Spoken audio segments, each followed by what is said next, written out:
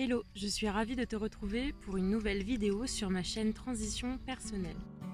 Transition personnelle, minimalisme, déconstruction et bonheur simple. Aujourd'hui, on va parler d'un sujet qui me tient à cœur puisqu'on va parler nature. D'ailleurs, le thème s'y prête bien, je suis en pleine nature aujourd'hui pour tourner cette vidéo et te partager justement mon point de vue, te faire comprendre et te prouver que sans elle, nous ne sommes rien. Au travers de cette vidéo, je vais t'expliquer pourquoi il est important d'en prendre soin et de ne pas abuser de ses ressources.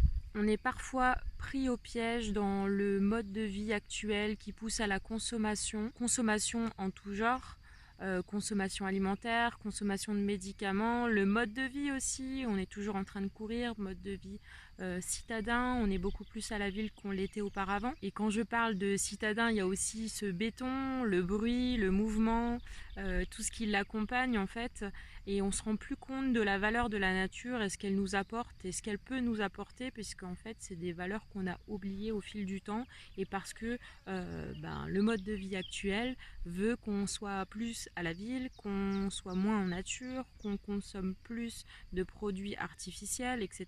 Et d'ailleurs, on est dans un monde un petit peu artificiel. D'ailleurs, je vous parle à travers les réseaux, ce qui serait nettement mieux de le faire en vrai. Mais voilà, pour le principe, dans le principe, cette vidéo, elle a vraiment pour but de vous rappeler qu'on ne prend plus le temps et surtout qu'on n'observe plus assez autour de nous et qu'on a perdu beaucoup de valeur.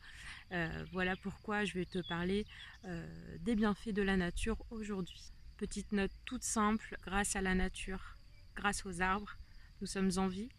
Et d'ailleurs, c'est le premier point que je vais aborder. La nature, elle nous permet de rester en vie parce que grâce aux arbres, grâce aux plantes, grâce aux végétaux autour de nous, et bien tout simplement, nous avons de l'oxygène sur Terre. Et sans cet oxygène, malheureusement, notre corps n'est plus capable de se renouveler cellulairement parlant, et donc forcément, c'est la mort assurée. En gros, sans la nature, notre espèce à nous, mais l'espèce animale également, s'éteint, et donc c'est la fin du monde. Je tiens aussi à préciser que les algues dans la mer sont aussi importantes. On n'en parle pas assez, je pense qu'on parle beaucoup des arbres, etc. Mais en fait, dans la mer, il y a des algues qui oxygènent l'eau et qui donnent la survie aux poissons, en tout cas survie ou la vie aux poissons.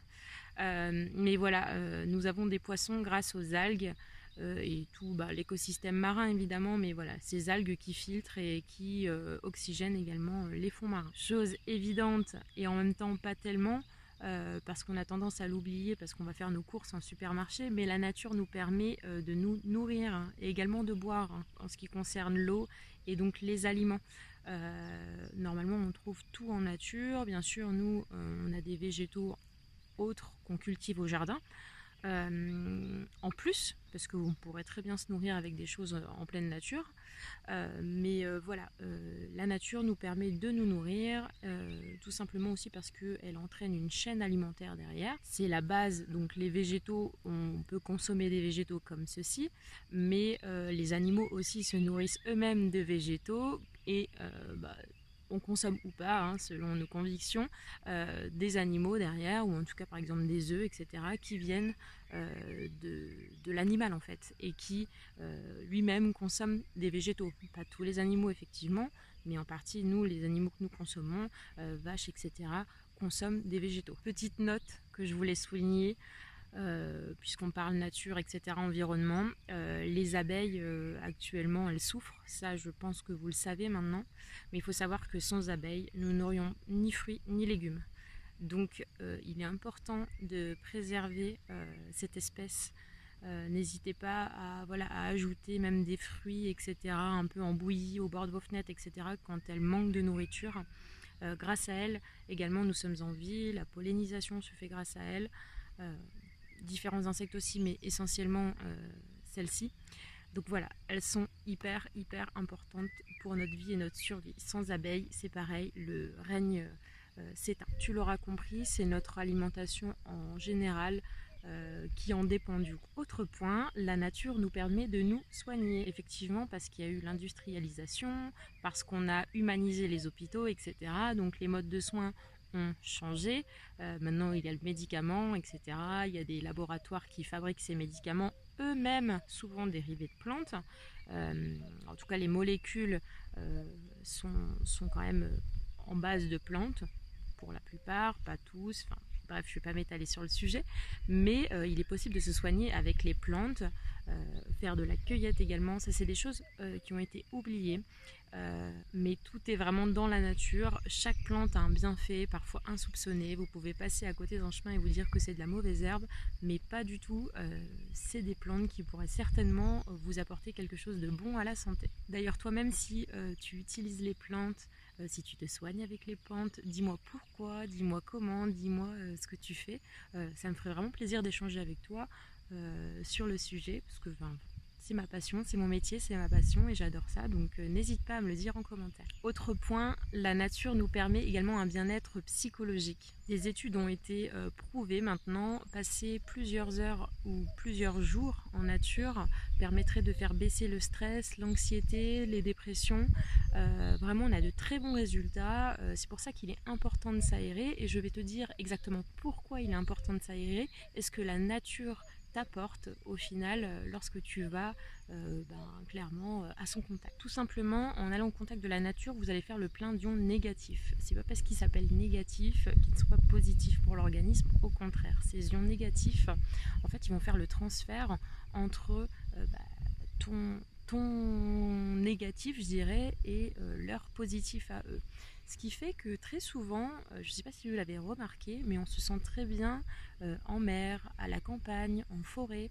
Vous savez, quand vous y passez un petit temps, même quelques heures, où vous allez faire une marche, en vous oxygénant, ces ions négatifs, donc justement, ils vont faire ce transfert dans le corps qui fait qu'on a cette détente, qu'on a ce bien-être après ces moments en nature. Et comme je te le disais, il y a différents endroits où c'est beaucoup plus concentré, donc la campagne, les cascades, le pied des cascades est très très concentré, la mer, la montagne, dans tous ces endroits en fait la concentration d'ions négatifs est beaucoup plus intense que dans d'autres endroits. D'autres bienfaits peuvent être également apportés par la nature justement sur le stress, les angoisses, etc.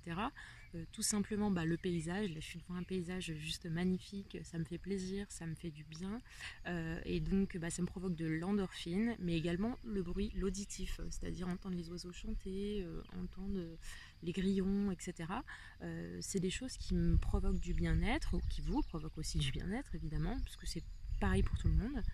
Et donc l'endorphine se met en route, l'hormone du plaisir, et donc forcément on se sent mieux, on se sent détendu et le moral va mieux également. Dernier point, la nature nous apporte également du confort. On a tendance à l'oublier, ça c'est vrai que c'est des choses qu'on oublie parce qu'en fait on ne fait plus et on consomme et du coup on ne sait plus tellement d'où ça vient et on a du mal à se rappeler d'où ça vient.